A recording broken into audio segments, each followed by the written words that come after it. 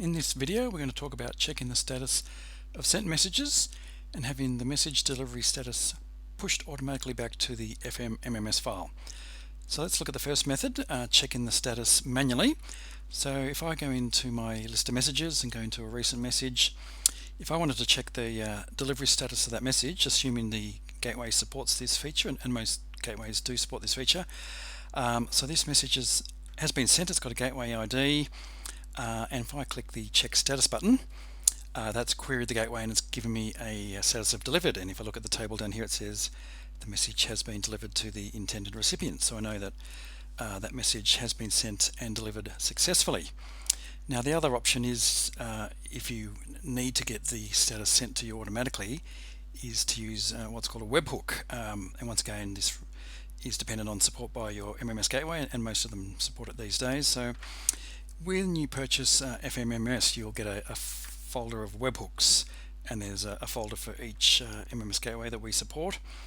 And if we go into each of these, there's two folders, one for the data API and one for the PHP API. And these are PHP files that you'll need to modify. And if we look at the one for the delivery receipts, it's this one here. So if you just quickly open that up in a text editor, the main thing you'll need to do is change the hostname variable to be your FileMaker server domain name, and everything else can pretty much stay the same, assuming you're using the fmMMS file as it is.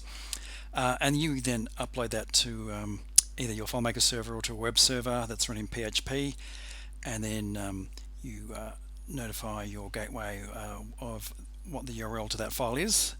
And we have documentation on our support website about how to do that for each gateway, because the process is slightly different for each individual gateway. And once you've done that, we can then test that out. So let's go back to, say, this contact, and we'll just create a new quick MMS, and we'll say